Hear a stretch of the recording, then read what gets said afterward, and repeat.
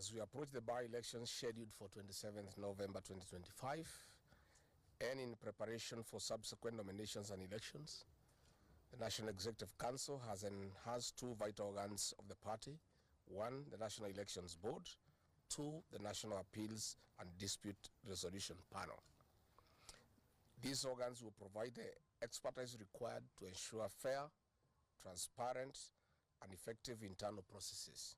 As a party, we are firm in advocating for democratic governance, the protection of civil liberties, and the defense of Kenya's sovereignty against the excesses of the punitive Kenya Kwanza regime. Kenya will witness 1 senatorial, 6 National Assembly, and 17 ward by-elections on 27 November. Has resolved to work closely with like-minded partners to secure victory for the DCP candidates across the country. In the spirit of collaboration and fairness under the united opposition and our resolve to unity ahead of the 2027 general elections, leading to the identification of one presidential candidate to face William Ruto, we have agreed that DCP will support the Democratic Party in Bere North constituency, acknowledging that the seat was previously held by the Democratic Party and should rightfully be retained for the party's candidate to complete a full term, and hence DCP has agreed to give support to the Democratic Party candidate and start down our candidate at DCP. This decision has also been informed by the recognition that the Honorable Justin Bidan Muturi, the party leader of the Democratic Party, is a great leader from that region with enhanced capacity and undoubted leadership qualities to lead the Democratic Party into winning the seat. We shall therefore support the Democratic Party candidate and ask our members in Bere North to support that candidate from the Democratic Party. Number two, we have also agreed that we support the Wiper Patriotic Front candidate in Mubuni Ward in Machakos County under the opposition banner. Equally, we have also agreed to support the candidate of the DAP Kenya candidate in Kabuchai and Chwele Ward in Bungoma County. For all other elective positions, DCP shall field and mobilize fully to campaign, popularize and seek votes at our party ticket. As we compete, we shall respect our opposition parties in those regions, mindful that democracy is the preserve of every Kenyan. This consensus and agreement among the parties in the united opposition only applies to the by-elections. However, let me confirm that in the 2027 general election, DCP shall field a presidential candidate and other candidates in the 290 constituencies, 47 counties, and 1,450 wards across the Republic.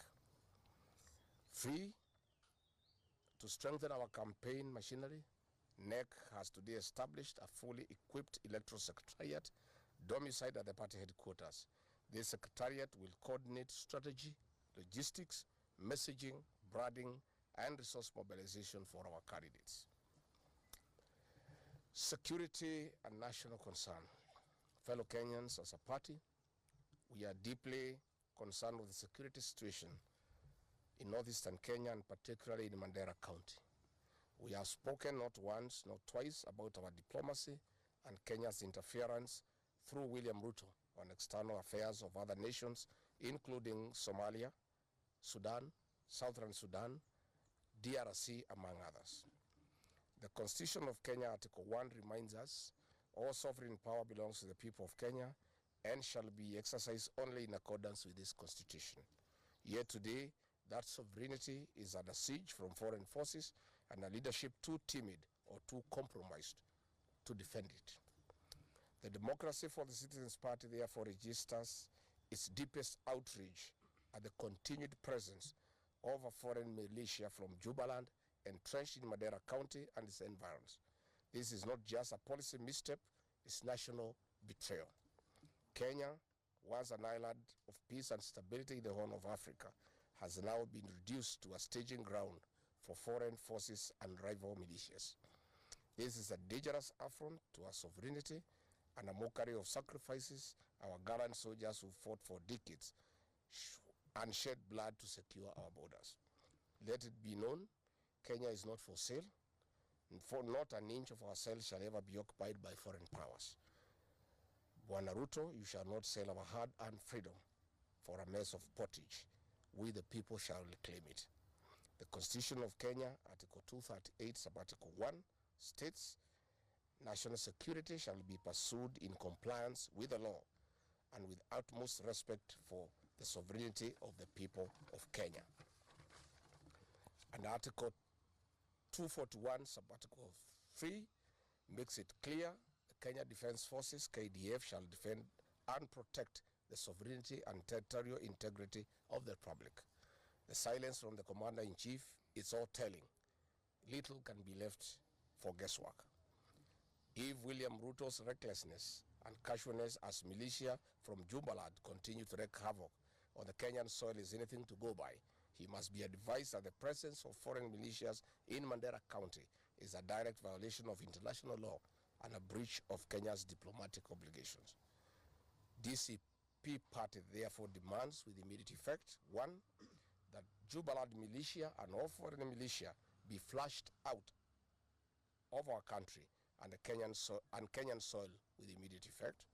2, that the learning institutions in Mandera closed due to invasion by the Jubaland militia and other terrorist groups be reopened immediately and learners be provided with security without fail.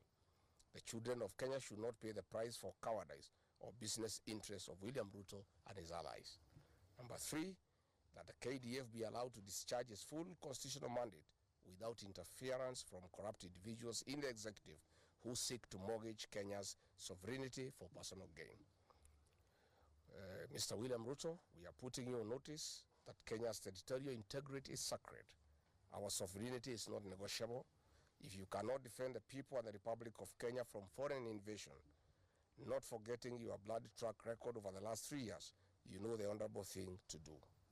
I urge the patriotic people of Kenya to stand firm and defend our Constitution, safeguard our sovereignty, and protect our children's future before it is too late.